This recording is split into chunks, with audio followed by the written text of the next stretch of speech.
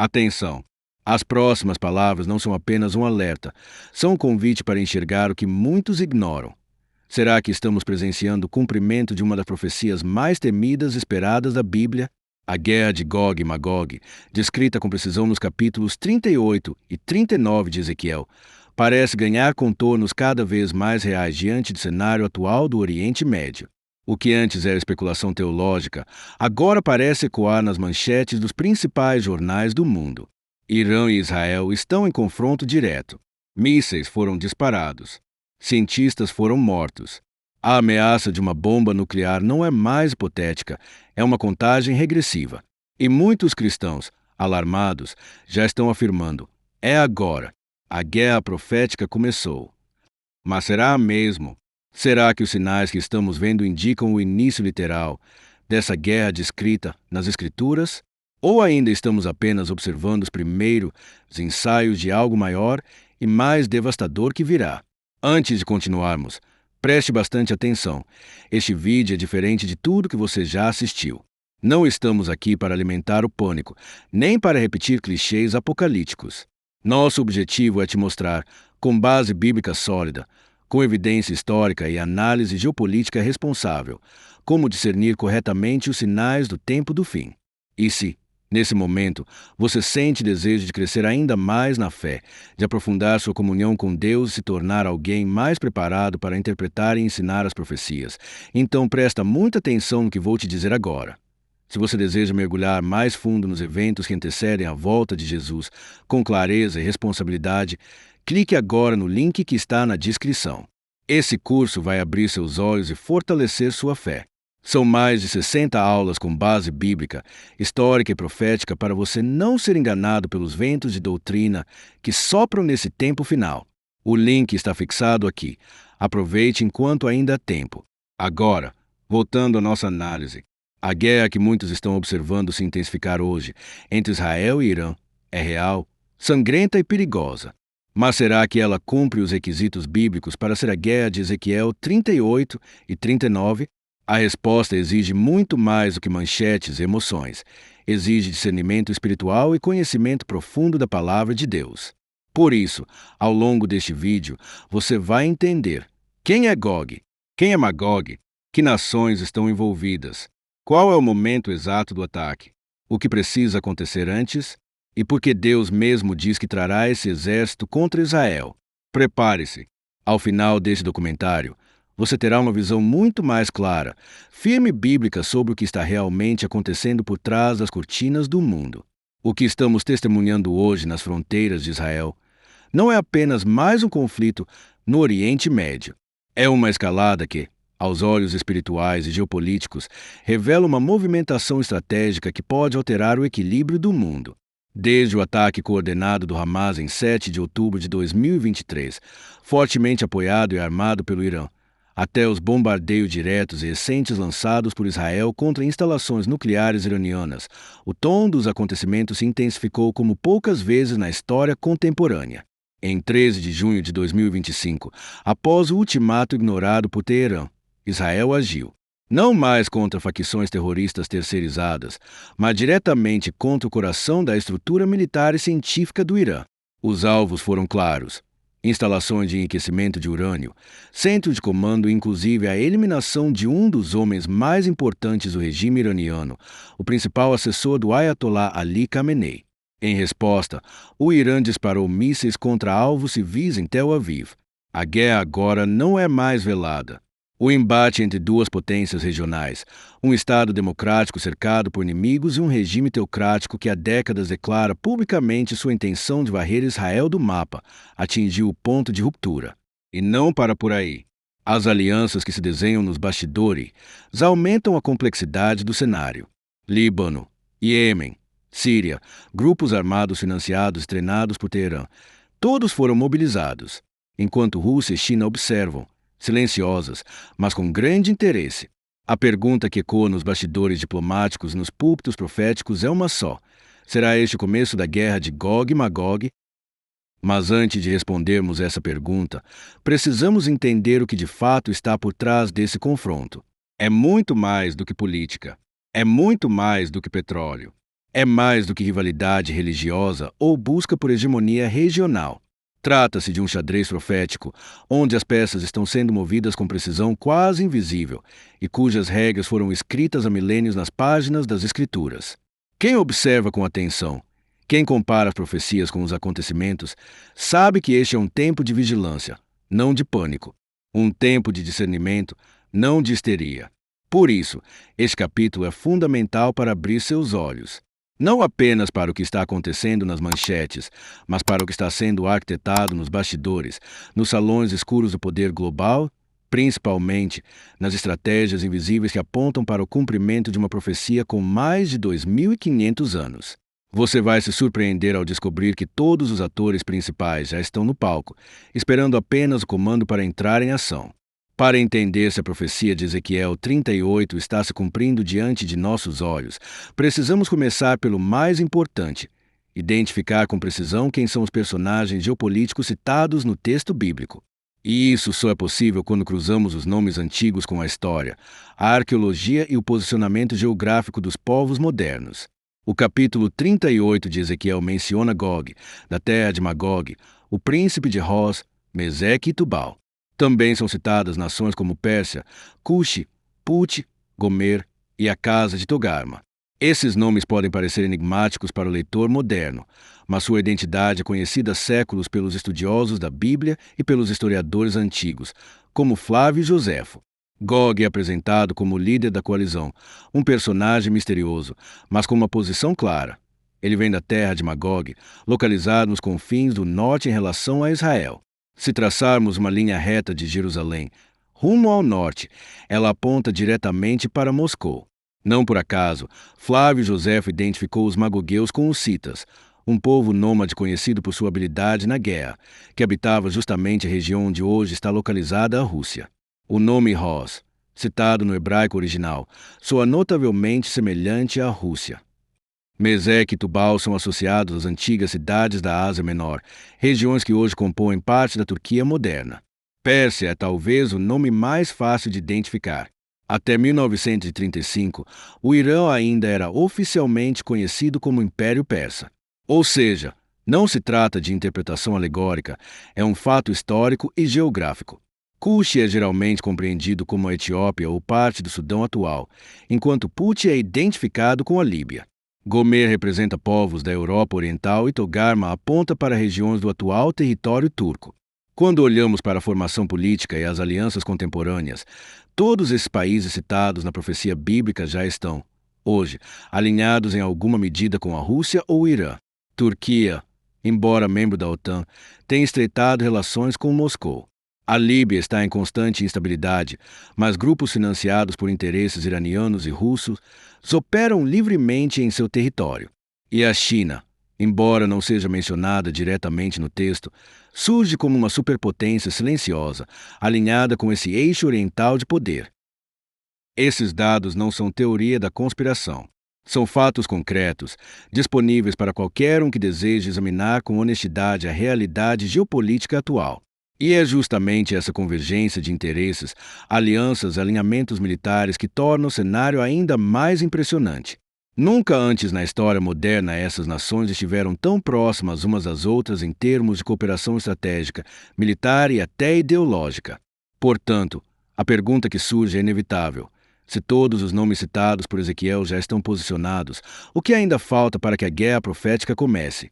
Muitos cristãos bem-intencionados olham para os conflitos atuais envolvendo Israel e concluem precipitadamente: é o cumprimento de Ezequiel capítulo 38. Mas a Bíblia é clara e precisa, e quando a examinamos com atenção, percebemos que a ordem dos acontecimentos é diferente do que muitos estão dizendo por aí. Segundo Ezequiel, o agente inicial dessa guerra não é o Irã, nem Israel, nem mesmo um grupo terrorista. O primeiro movimento vem de Gog, o príncipe da terra de Magog. Ou seja, é a Rússia quem, segundo o texto sagrado, toma a iniciativa do ataque. Leia atentamente Ezequiel capítulo 38, versículo 1 ao 3. Veio a minha palavra do Senhor, dizendo: Filho do homem, volve o rosto contra Gog, da terra de Magog, príncipe de Roz, Meseque e Tubal, e profetiza contra ele. Aqui temos a identificação clara do líder e de sua origem. Gog é o príncipe de uma terra setentrional, associado aos povos citas que deram origem aos russos. A localização é confirmada no versículo 15. Virás o teu lugar, dos lados do norte, tu e muitos povos contigo. Essa descrição geográfica não deixa dúvidas. Do ponto de vista de Israel, o centro do mundo profético, a terra do extremo norte só pode ser uma: a Rússia. Isso é fundamental, porque o texto revela que a Rússia, representada por Gog, será o líder da coalizão. Não apenas isso, será a força motora que reunirá os aliados, incluindo a Pérsia, Irã, para uma invasão em larga escala. Portanto, se estivermos vendo hoje o Irã liderando os ataques, como ocorreu nas recentes agressões via Hezbollah, Hamas ou Tis Jihad Islâmica, isso indica que ainda não estamos na guerra de Ezequiel 38. Ainda que os personagens estejam se alinhando, o momento específico da profecia não começou. A profecia será ativada quando a liderança da investida contra Israel vier do norte, e essa liderança ainda não foi exercida por Moscou. Além disso, vale destacar que o texto deixa claro que quem traz Gog à guerra é o próprio Deus. Veja Ezequiel capítulo 38, versículo 16. Nos últimos dias, hei de trazer-te contra a minha terra, para que as nações me conheçam. Essa não será uma guerra provocada por mera vontade humana. Será uma movimentação divina com propósito escatológico, vindicar a santidade de Deus perante o mundo. Isso muda completamente a perspectiva. Não será apenas um conflito militar. Será uma guerra permitida por Deus, com um fim escatológico definido: revelar sua glória diante das nações. Então, por que muitos estão confundindo o que está acontecendo agora com a guerra profética? Porque os nomes são os mesmos. As nações envolvidas já estão mobilizadas. Os discursos de ódio contra Israel estão cada vez mais explícitos. Mas a ordem profética dos acontecimentos ainda não se cumpriu por completo. É como se as peças do tabuleiro estivessem todas posicionadas, mas o jogador principal ainda não moveu sua mão. Isso deve nos levar a duas conclusões importantes. Primeiro, o cumprimento da profecia está mais próximo do que nunca. Segundo, é necessário discernimento bíblico e não sensacionalismo para interpretar os tempos em que vivemos. Se existe um detalhe que desmonta a pressa de muitos em declarar que a guerra de Gog e Magog já começou, é este: o povo de Israel, segundo profecia bíblica, estará vivendo em paz no momento da invasão. E esse dado, apesar de estar de forma clara no texto de Ezequiel, é frequentemente ignorado por pregadores sensacionalistas ou por crentes mal informados. Em Ezequiel capítulo 38, versículo 11, o profeta registra as intenções de Gog ao decidir invadir a terra. Subirei contra a terra de aldeias não muradas, irei contra os que estão em paz e vivem seguros, todos habitando sem muros, e não têm ferrolhos nem portas. Note a descrição. Não se trata de uma nação em guerra, em estado de alerta, com fronteiras militarizadas. Trata-se de uma Israel tranquila, desprotegida, vulnerável, confiante. Compare esse cenário com o que vemos hoje. Desde 7 de outubro de 2023, Israel está em um dos períodos mais tensos e militarizados de sua história recente. Tropas foram mobilizadas. A aviação está em constante vigilância. O sistema antimísseis Iron Dome é testado diariamente. A inteligência israelense, com o apoio do Mossad, age em múltiplas frentes para prevenir ataques de grupos apoiados pelo Irã. Em resumo, Israel está em alerta total. O clima é de guerra e não de paz. O texto bíblico aponta para um tempo futuro em que Israel terá baixado a guarda, acreditando estar seguro. Isso ainda não aconteceu. E isso é profético. Esse ponto é extremamente relevante. A cronologia bíblica é precisa porque tem uma pedagogia espiritual. Deus nunca age sem antes estabelecer os sinais, os padrões e os critérios do seu agir. Se ele inspirou o profeta a registrar que Israel estaria habitando sem muros, é porque haverá um momento histórico, real, em que a nação deixará de depender de sua força militar e se sentirá confiante. Provavelmente após um acordo de paz temporário, e possivelmente liderado por alguma autoridade mundial que prometerá segurança duradoura. Esse é, inclusive, um dos cenários que muitos estudiosos associam ao surgimento do Anticristo, como lemos em 1 Tessalonicenses capítulo 5, versículo 3, quando disserem: paz e segurança, então lhe sobrevirá repentina destruição. É nesse ambiente de confiança ilusória que Gog e seus aliados agirão. Ou seja, a guerra profética se dá não no auge da tensão, mas no momento de relaxamento. Quando Israel sentir que está seguro, então será surpreendido. Isso não anula a importância do que estamos vivendo hoje. Pelo contrário, os conflitos atuais são os preparativos, os ensaios, as tensões se caminham para esse momento. Mas eles ainda não são o evento principal. Estão criando o cenário que permitirá um acordo, uma falsa sensação de estabilidade, e então, subitamente, o ataque virá como uma avalanche. Portanto, vigiar significa também saber esperar. Significa entender que Deus cumpre suas promessas de forma ordenada. E enquanto muitos se desesperam com cada nova notícia de bombardeio, o cristão maduro observa e compara com as Escrituras. E conclui: ainda não é o fim, mas os sinais estão se alinhando. No centro do conflito entre Israel e Irã há uma questão que vai muito além da geopolítica tradicional. Uma questão invisível aos olhos da maioria, mas que carrega potencial destrutivo como nenhuma outra: a corrida nuclear. Desde que o Irã anunciou avanços significativos no enriquecimento de urânio, ultrapassando os limites estabelecidos pelos acordos internacionais, o mundo entrou em um novo patamar de tensão. Quando o urânio ultrapassa os 3,67% de pureza, o nível aceitável para fins pacíficos como produção de energia, e se aproxima de 60%, o sinal de alerta se acende.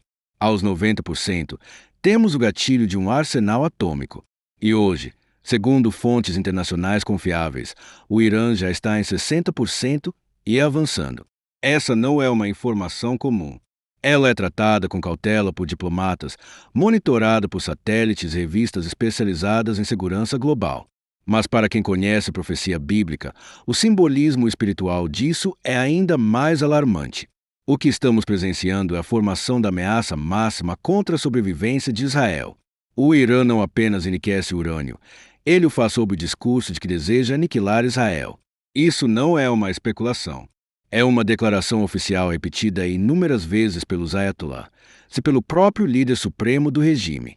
E diante disso, Israel age com base em seu princípio doutrinário mais sagrado: a sobrevivência nacional não está em negociação. Os ataques cirúrgicos de Israel contra instalações nucleares iranianas, a eliminação de cientistas, o uso de armas de precisão e a inteligência de alto nível do Mossad são parte de uma estratégia defensiva, mas altamente provocadora. Israel sabe que, se o Irã alcançar 90% de enriquecimento e transformar esse material em ogivas, a equação muda. O equilíbrio da região desaparece. O risco se multiplica. Não apenas para Israel, mas para o mundo. Porque uma bomba nas mãos de um regime que vê o martírio como glória não é um elemento de dissuasão, é uma ameaça existencial real. É por isso que, mesmo antes da guerra de Gog e Magog se manifestar como um evento aberto, o mundo já está sendo posicionado para ela. A proliferação nuclear, segundo muitos especialistas, é a verdadeira fronteira que separa os conflitos locais das guerras mundiais. E dentro da profecia bíblica, esse acúmulo de tensões, alianças e tecnologias destrutivas forma exatamente o tipo de cenário que Ezequiel descreveu: uma multidão armada, montada a cavalo, hoje, a cavalo blindado, com ogivas intercontinentais e drones de reconhecimento.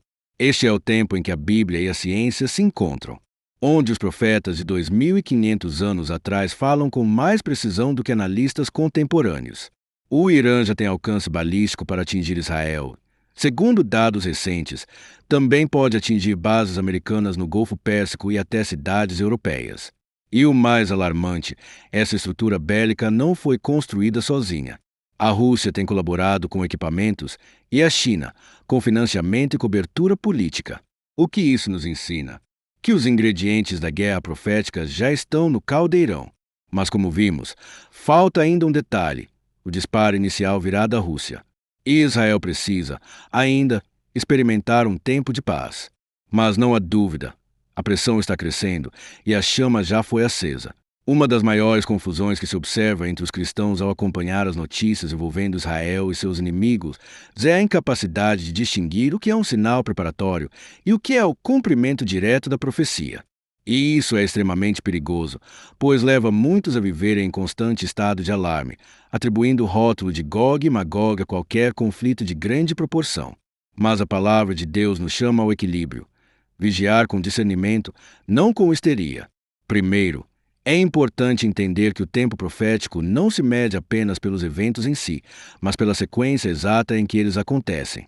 Ezequiel descreve com clareza que o ataque a Israel será liderado por Gog, da terra de Magog, o que, como já vimos, representa a Rússia. No entanto, a Rússia, apesar de sua forte presença internacional, ainda não se posicionou militarmente como protagonista nesse conflito específico com Israel. Ela atua nos bastidores, apoia aliados, movimenta peças no xadrez geopolítico, mas não entrou como líder de uma coalizão militar voltada diretamente contra o Estado de Israel. Este será o sinal definitivo do início da guerra profética, uma liderança russa tomando a frente de uma investida massiva, com a participação coordenada das nações descritas pelo profeta. Segundo ponto, o Estado de Israel no momento do ataque. Como vimos no capítulo anterior, Israel, na profecia, estará em paz, confiante, habitando sem muros. O que estamos presenciando hoje é exatamente o oposto disso. Um país em alerta máximo, com mísseis interceptados diariamente, com tropas posicionadas em várias frentes, uma população vivendo em constante tensão. Isso não corresponde ao estado de paz descrito em Ezequiel. Portanto, por mais que o cenário atual seja grave, ele é ainda preparatório, não final. Terceiro ponto, o propósito da guerra profética. A invasão de Gog e seus aliados tem um fim específico nas Escrituras. Deus mesmo disse que trará essas nações contra Israel para demonstrar sua glória ao mundo. Em Ezequiel 38, 23, lemos: Assim eu me engrandecerei, e me santificarei, e me darei a conhecer aos olhos de muitas nações, e saberão que eu sou o Senhor. Esse não é um conflito comum. É uma intervenção divina para que o nome do Senhor seja glorificado. Por isso, os desfechos da guerra de Gog e Magog serão sobrenaturais, incluindo terremotos, pragas, confusão entre os exércitos e juízos divinos diretos. Nenhum desses elementos está presente no conflito atual entre Irã e Israel. Portanto, o que vemos agora deve ser lido como um eco antecipado, uma sombra que se projeta antes da luz plena do cumprimento. Os alinhamentos políticos, o fortalecimento das alianças entre Rússia, Irã, China e Turquia, os avanços tecnológicos, a crescente antipatia mundial contra Israel, tudo isso são peças sendo encaixadas no grande quebra-cabeça profético. Estamos cada vez mais perto, mas ainda não chegamos lá. E saber discernir isso é o que nos torna cristãos maduros, sóbrios, preparados. Não nos deixamos levar por manchetes sensacionalistas nem por quem lucra com o pânico. Nosso fundamento é a palavra. Enquanto os olhos do mundo se fixam em tanques, mísseis e explosões, algo ainda mais profundo e sutil está acontecendo nos bastidores. Um sistema está sendo erguido, silenciosamente, sobre os escombros da estabilidade mundial. Um sistema que não depende de guerra, mas de controle. Um sistema que não precisa de exércitos, mas de algoritmos. Um sistema global de vigilância, manipulação, digitalização da economia e silenciamento de vozes discordantes. Esse é o verdadeiro terreno fértil para a ascensão do anticristo, e ele já está em operação. Hoje, em praticamente todos os lugares do mundo, a sua vida pode ser monitorada em tempo real. Suas movimentações são rastreadas por câmeras, sua biometria é armazenada por sistemas bancários, seus dados de compra são analisados por inteligência artificial, cada vez mais. Sua liberdade de expressão depende do que algoritmos, e não pessoas, consideram aceitável. Essa é a nova realidade, e ela não surgiu por acaso. Tudo isso é uma preparação global para o surgimento de um líder que irá unificar, controlar e subjugar, tudo sob pretexto de segurança e paz. O livro de Apocalipse já nos alertava sobre isso. Em Apocalipse capítulo 13, versículo 16 ao 17 está escrito: E faz que a todos, pequenos e grandes, ricos e pobres, livres e servos, lhe seja posto um sinal na mão direita ou na testa, para que ninguém possa comprar ou vender, senão aquele que tiver o sinal, ou o nome da besta, ou o número do seu nome. Como seria isso possível em um mundo analógico? Seria inviável. Mas em um mundo digitalizado, onde moedas digitais estão sendo implantadas, onde contas podem ser bloqueadas com um clique, onde tudo é rastreável, esse cenário não é mais futurista. Ele é iminente. O que isso tem a ver com Gog e Magog? Tudo. A guerra profética será, muito provavelmente, o grande estupim que colocará o mundo em estado de pânico global. E é nesse contexto de medo, de devastação e de busca desesperada por estabilidade que surgirá aquele que oferecerá um falso consolo, uma falsa paz. E o mundo, cansado, traumatizado, quebrado, aceitará. O próprio Jesus alertou em João capítulo 5, versículo 43. Eu vim em nome de meu Pai, e não me recebestes. Se outro vier em seu próprio nome, a esse recebereis. Estamos vivendo a preparação psicológica e tecnológica para isso. A implementação de moedas digitais por bancos centrais ao redor do mundo, como a CBDC, Central Bank Digital Currency, é outro sinal claro. Com esse sistema, será possível ativar ou desativar o acesso financeiro de qualquer cidadão com base em critérios políticos, ideológicos ou comportamentais. Imagine, você compra um livro que o sistema considera radical, conta bloqueada, você questiona políticas públicas, cartão negado. Tudo isso sob o argumento de combater ameaças à paz. Mas, na prática, é o sistema do anticristo sendo forjado. Portanto, enquanto muitos estão distraídos com teorias baratas, a verdadeira engrenagem profética gira diante de nós. E quando a guerra de Gog e Magog finalmente explodir, o mundo estará pronto para clamar por uma solução. E ela virá, mas será uma armadilha espiritual. Por isso, precisamos mais do que nunca estudar escatologia com profundidade e sobriedade. Precisamos conhecer a verdade para não sermos seduzidos pela aparência do bem. É comum que cristãos, ao estudarem sobre Gog e Magog, acabem confundindo dois eventos proféticos distintos que aparecem nas Escrituras, um em Ezequiel capítulo 38 e capítulo 39, e outro em Apocalipse capítulo 20. Embora ambos utilizem os mesmos nomes, Gog e Magog, o contexto, o momento e o propósito de cada um são completamente diferentes. E entender essa distinção é fundamental para não cair em interpretações equivocadas que colocam toda a escatologia em desordem. Afinal, um deles ocorre antes do milênio, o outro depois. Um tem Israel como alvo, o outro tem o próprio Cristo como objetivo de ataque. Vamos começar com Ezequiel. O cenário aqui é o seguinte: Israel foi restaurado à sua terra, está em segurança, vivendo em paz. Então, surge uma coalizão de nações lideradas por Gog, da terra de Magog, uma referência, como já vimos, ao que hoje entendemos como Rússia e seus aliados. Essa coalizão ataca Israel, mas Deus intervém de forma sobrenatural. A terra treme, fogo cai do céu, o exército invasor é desbaratado. E o propósito de tudo isso, segundo o texto, é que as nações saibam que o Senhor é Deus. É um juízo geopolítico divino dentro da história da humanidade. É um evento que ocorre antes do reinado milenar de Cristo. Agora, voltemos os olhos para Apocalipse capítulo 20. Aqui o cenário é radicalmente diferente. O texto diz que, após 1000 anos de reinado de Cristo sobre a terra, conhecido como milênio, Satanás será solto por um breve período. Ele seduzirá as nações e as reunirá para uma última investida contra o Senhor. E, novamente, os nomes utilizados são Gog e Magog. Apocalipse capítulo 20, versículo 8 ao 9 diz: Satanás sairá a enganar as nações que estão nos 4 cantos da terra, Gog e Magog, a fim de reuni-las para a batalha.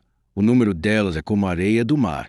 Eles marcharam por toda a superfície da terra e cercaram o acampamento do santo da cidade amada. Mas fogo desceu do céu e os devorou. Aqui, o alvo da guerra não é Israel como nação, mas a cidade de Deus, a Jerusalém celestial, onde Cristo está reinando. O ataque, portanto, é espiritual e direcionado contra o próprio Cristo e seus santos.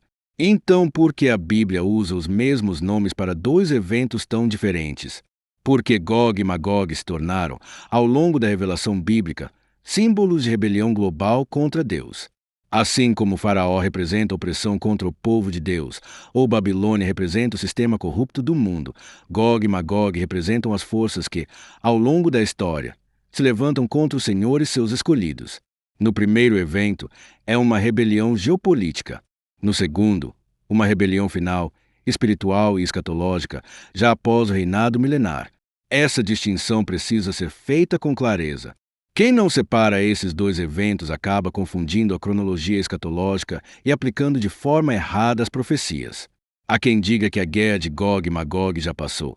Há quem diga que está acontecendo agora.